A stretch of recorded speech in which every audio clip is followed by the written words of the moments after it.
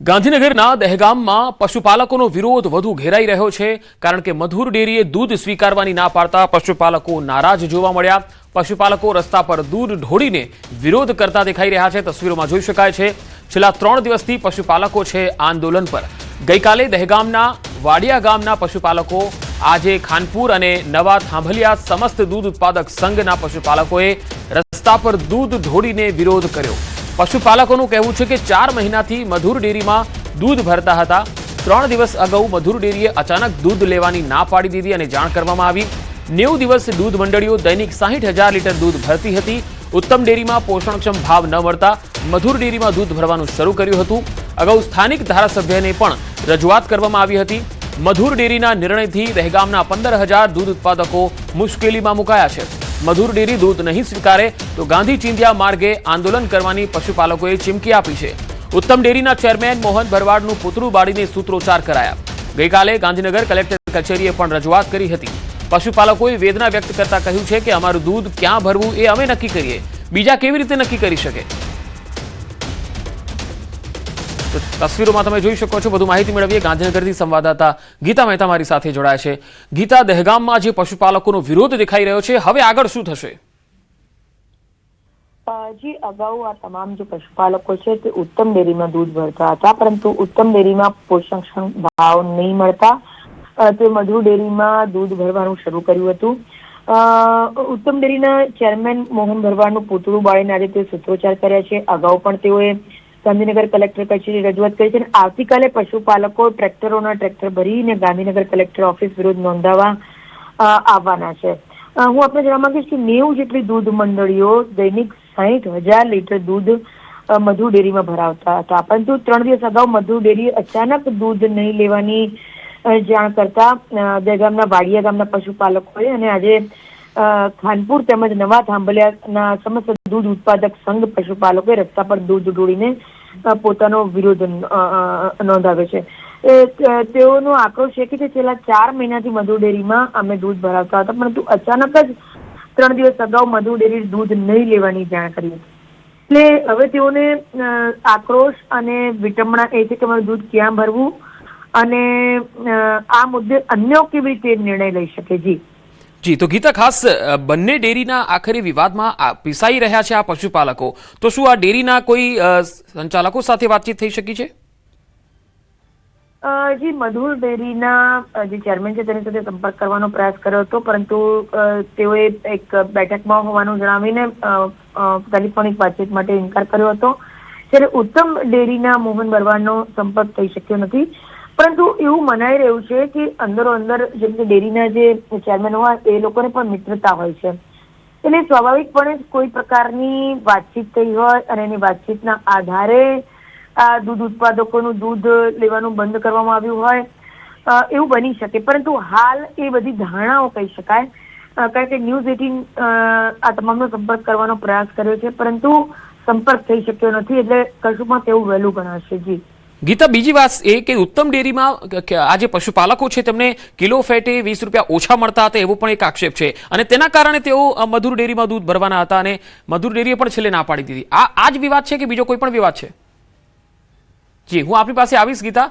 હાલ મધુર ડેરીએ દૂધ સ્વીકારવાની ના પાડતા પશુપાલકોમાં આક્રોશ છે। તમે જોઈ શકો છો કે દૂધને ઢોળીને પશુપાલકો વિરોધ કરી રહ્યા છે। ખાસ દહેગામના જે પશુપાલકો છે તેમનો આરોપ છે કે ઉત્તમ ડેરીમાં તેમને પ્રતિ ફેટ 20 રૂપિયા જેવો ઓછો ભાવ મળતો હતો।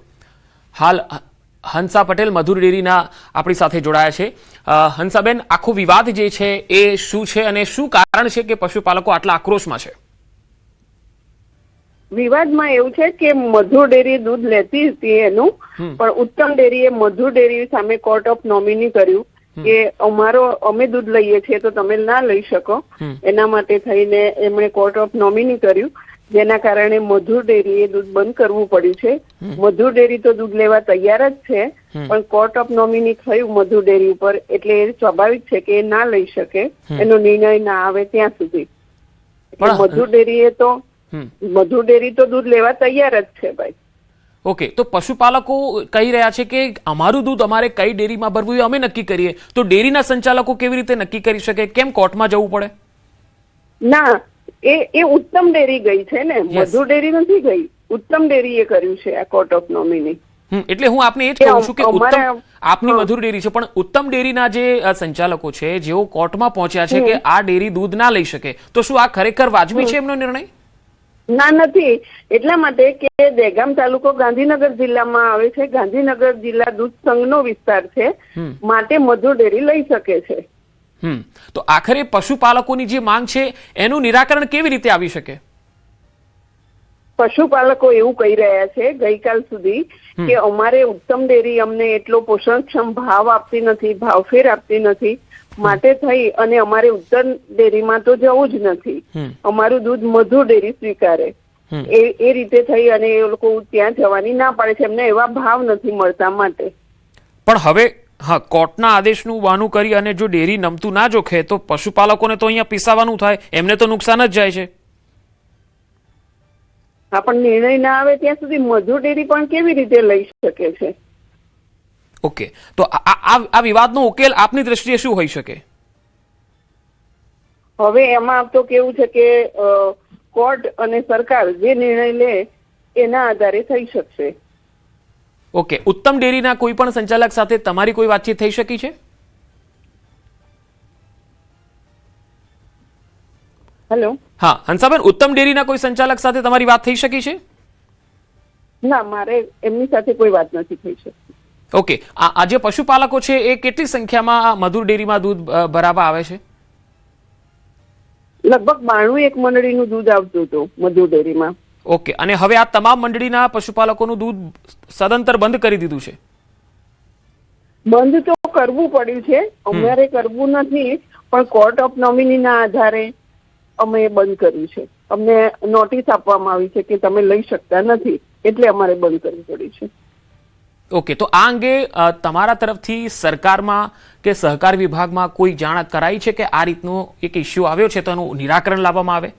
હા, અમે સહકાર મંત્રી સાથે પણ રજૂઆત કરી છે કે આનો ઉકેલ લાવી આપો, અને ત્યાં પણ અમારી ચર્ચા થઈ છે. ઓકે, આભાર હંસાબેન અમારી સાથે જોડાવા માટે. તો આખા વિવાદનું મૂળ તમે સમજી શકો છો ખાસ દર્શકોને કે દૂધના ભાવ અને ડેરી સંઘોના કાર્યક્ષેત્રમાં જે વાત આવે છે એમાં એક ડેરી ઉત્તમ ડેરી એવી છે કે જે કિલો ફેટે પશુપાલકોને ઓછો ભાવ આપે છે, એટલે પશુપાલકોએ પોતાનું દૂધ હવે મધુર ડેરીમાં ભરાવાનું શરૂ કર્યું, પણ ઉત્તમ ડેરીના સંચાલકોને ગમ્યું નહીં અને એટલા માટે એમને બાનમાં લેવા માટે તેઓ કોર્ટમાં ગયા. કોર્ટમાં ગયા પછી તેમણે સ્ટે લઈ આવ્યા કે મધુર ડેરી આ પશુપાલકોનું દૂધ ના લઈ શકે અને પશુપાલકોને ઉત્તમ ડેરીમાં જવું નથી, તેમને મધુર ડેરીમાં જવું છે અને આ વિવાદમાં આખરે પીસાઈ રહ્યો છે પશુપાલક.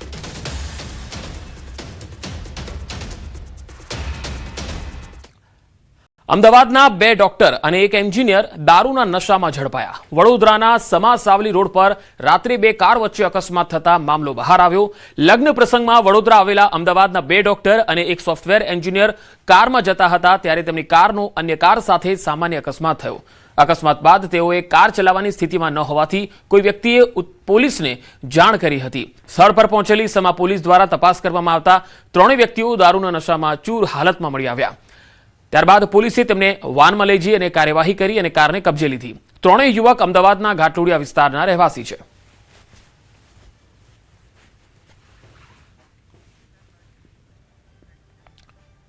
સુરતના વરાછા વિસ્તારમાં દબાણ હટાવો ઝુંબેશ ચાલી રહી છે. રસ્તા પર દબાણ કરાયેલા લારી ગલ્લાઓ હટાવવામાં આવી રહ્યા છે અને આ કામગીરી દરમિયાન એક કરુણ દ્રશ્ય પણ જોવા મળ્યું.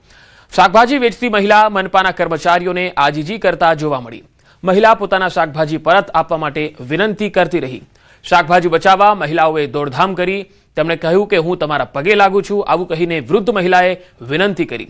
ભગીરથનગર વિભાગ 2 વિસ્તારમાં મનપા અને ટ્રાફિક પોલીસે આ કામગીરી હાથ ધરી હતી. બંને અલગ અલગ તસવીરોમાં તમે જોઈ શકો છો કે જે લારી ગલ્લાવાળા છે વરાછા વિસ્તારમાં એમને દૂર કરવામાં આવી રહ્યા છે, પરંતુ અહીંયા ખાસ દબાણ હટાવ કામગીરી કરવાના જે અધિકારીઓ આવ્યા છે, કર્મચારીઓ છે કે જે સ્ટાફ છે, એ લોકોએ એમનો બધો જ સામાન જપ્ત કરવાની કાર્યવાહી ન કરવી જોઈએ. રાજકોટના ધોરાજીમાં નગરપાલિકાના કોમ્યુનિટી હોલને લઈને વિવાદ સામે આવ્યો. દાતારવાડી વિસ્તારમાં આવેલા કોમ્યુનિટી હોલમાં યોગા માટે આવતી મહિલાઓએ ગંભીર આક્ષેપો કર્યા. શહેર ભાજપ મહામંત્રી જયંતિભાઈ કોયાણીના પત્ની રેખાબેન કોયાણી પર દાદાગીરી અને યોગા કરતી બહેનોને હેરાનગતિનો આક્ષેપ કર્યો. યોગ શિક્ષિકા દક્ષાબેન હિરપરાનો આરોપ છે કે રેખાબેન પંખા ચાલુ કરવા દેતા નથી. હોલને તાળા મારી ચાવી પોતાની પાસે રાખી લે છે। આ તરફ રેખાબેનને સમગ્ર મામલે સવાલ કરાતા તેમણે આક્ષેપોને ફગાવ્યા। તેમણે યોગ શિક્ષિકા સામે પૈસા ઉઘરાવવાનો આરોપ લગાવ્યો। એટલું જ નહીં, રેખાબેનના સમર્થનમાં સ્થાનિક બહેનોએ જણાવ્યું કે સમગ્ર મામલાને ખોટો રાજકીય રંગ અપાઈ રહ્યો છે। આક્ષેપ અને પ્રતિઆક્ષેપો વચ્ચે નગરપાલિકા હોલને લઈ શું આ નિર્ણય લેવામાં આવે છે એ જોવું રહ્યું। મંત્રી શ્રી જયંતિભાઈ કોયાણીના ધર્મપત્ની છે રેખાબેન કોયાણી, તે અમને અહીંયા આવી અને ધમકી આપે છે, દબાવણી કરે છે અને હોલમાં યોગા ન કરવા માટે બહેનોને રોજ ટોર્ચર કરે છે કે અહીંયા કોઈ યોગા કરવા આવશો નહીં, આ અમારી પર્સનલ પ્રોપર્ટી છે, અમારો પોતાનો હોલ છે, કોઈ અહીંયા યોગા કરવા આવવું નહીં। 3 વર્ષ સુધી રેખાબેને મારી પાસેથી 3000 રૂપિયા હોલનું ભાડું લીધેલું છે। એટલે એમ મને નહોતી ખબર કે એનો પર્સનલ હોલ નથી, પણ પર્સનલ હોલ કરી મારી પાસેથી 3000 રૂપિયા ભાડું લીધું છે। મને ખબર પડી એટલે મેં હોલનું ભાડું દેવાનું બંધ કર્યું, એટલે રોજ આવીને બહેનોને ટોર્ચર કરે છે। અને આજે એ લોક મારી, હોલને લોક મારી અને ચાવી લઈને, તમે જોઈ શકો છો, હોલને લોક મારી અને ચાવી લઈને વયા ગયા છે। અમારા 3 બહેનો અને પોતાવાળા બહેનો પણ હોલની ચાવી લેવા તેના ઘરે ગયા, પણ હોલની ચાવી આપતા નથી। અમે કોઈને ના જ નથી પાડ્યા।